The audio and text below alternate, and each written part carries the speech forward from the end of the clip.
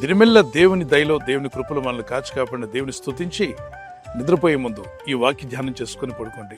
యెహోవా మీ పక్షమున యుద్ధము చేయును. ఏ పరిస్థితుల్లో దేవుడి వాగ్దానాన్ని ఇజ్రాయేలుకు మోషే అనే ప్రవక్తకు అనుగ్రహించారంటే ఒక గొప్ప యుద్ధంలో వారి వెనక శత్రువులు వీరికంటే బలవంతులైన వారు ఈటలతో ఆయుధాలతో పరిగెత్తుకుంటూ వస్తున్నారు, రథాల మీద వస్తున్నారు. ఇజ్రాయేల్ చేతిలో యుద్ధం చేయడానికి ఏమీ లేదు. పిల్లలు తల్లులు కుటుంబాలుగా వీరు ప్రయాణం చేసి వెళ్తున్నారు.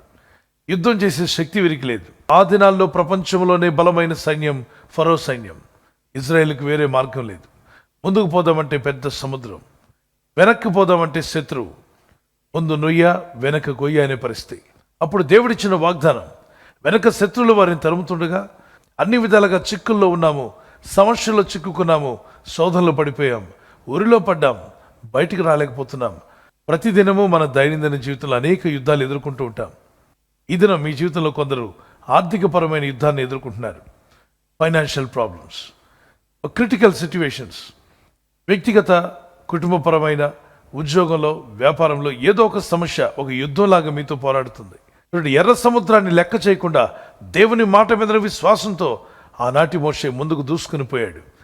ఆయన రావడాన్ని గమనించిన సముద్రం 2 పాయలుగా చీలిపోయింది.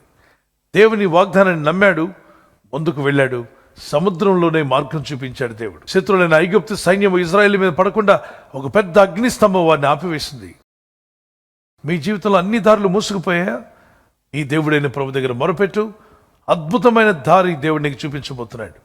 అద్భుతమైన మార్గం మీ కొరకు తెరవబడబోతుంది. ఎక్కడ మార్గం లేదు అక్కడ మార్గం తెరిచేవాడు, ఎక్కడ దారి లేదు అక్కడ దారి చూపువాడు, మూయబడిన ద్వారాన్ని తెరవగలడు. నేను ఎదుర్కొంటున్న ఈ యుద్ధంలో మీరే మాకు సహాయం చేయాలి అని దేవుని సన్నిధిలో మొరపెట్టండి, ప్రార్థించండి. ప్రార్థన చేసుకుందాం. పరిశుద్ధుడా పరలోకపు తండ్రి, మా పక్షంగా యుద్ధం చేయవాడు నీవే నాయన, మా యుద్ధంలో జరిగించేవాడు నీవే. ఈరోజు నీ ప్రజలమైనటువంటి మాకు ఎదురవుతున్న ప్రతి శోధన సమస్యలను ఎటువంటి యుద్ధమైనా మీరు మా పక్షంగా యుద్ధం చేయబోతున్నారు, మాకు జయం ఇవ్వబోతున్నారన్న విశ్వాసము నిరీక్షణ కలిగి ప్రార్థనతో ముందుకు సాగే కృపను దయచేయండి.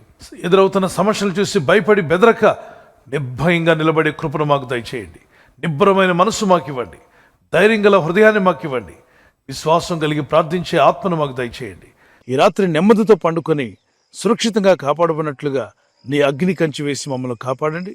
మీ చిత్తములో కొనసాగే కృప మా అందరికీ దయచేయమని యేసుక్రీస్తు ప్రశస్త నామములో వీరందరికీ చక్కని నిద్ర దయచేసి తెల్లవారు లేచి కృపను మాకు ఇమ్మని క్రీస్తు నామములో అడిగి వేడుకుంటున్నామా పరలోకపు తండ్రి, ఆమేన్. ఆమేన్. ఈ వాగ్దానాన్ని మీతోనే ఉంచుకోకుండా లైక్ చేయండి, షేర్ చేయండి. అనేకులు ఈ యొక్క ఛానల్ సబ్స్క్రైబ్ చేసుకోమని తెలియపరచండి. సబ్స్క్రైబ్ చేయని వారు కూడా సబ్స్క్రైబ్ చేయండి. Good night. God bless you.